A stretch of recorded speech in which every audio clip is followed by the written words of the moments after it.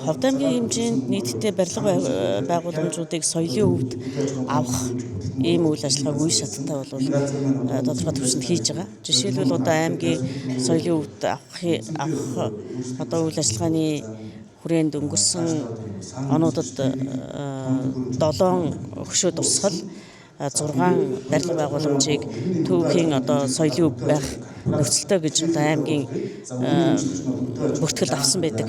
Тэгэхээр энэ бүртгэлийн хүрээнд бол нэгдүгээр цэцэрлэг бол одоогоор ороогүй байсан. Гэхдээ ерөн нь бол цаашдаа аймгийн иргэдийн урлын даргын дэргэд одоо барилгын зөвлөлийг байгуулад мөн аймгийн ерөнхий архитектор зохион байгуулад энэ аймгийн хэмжээнд байгаа түүхийн үйл хөдлөх тусгал болох барилга байгууламжуудыг одоо баригдсан цаг хугацааг нь тооцохоос гадна нөгөө дурсамж, ой санамж мөн одоо өв болох талаас архитекторын барилга байгууламж болох талаас одоо ямар төвшөнд байгаа юм бэ гэдгийг мэргэжлийн одоо баг хамт олныг бүрдүүлж тэнд дүгнэлт гаргаж эндээсээ нөгөө хот төлөвлөлтөө хийхдээ илүү анхаарч ажиллах хэрэгтэй байдаг.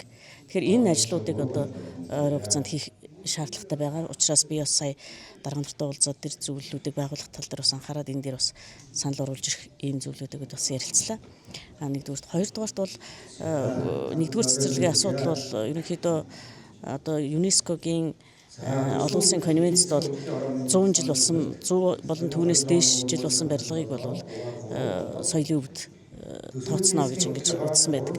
Энийг 2015 онд манай улсын соёлын үндэсний төвөөс ерөнхийдөө тушаал шийдвэр гаргаж ажлын хэсгүүд гаргаж 21 аймагт ажилсны үр дүнд саяны тэр 13 барилга байгууламжийг ерөнхийдөө аймгийн бүртгэл бүртгэсэн гэсэн үг.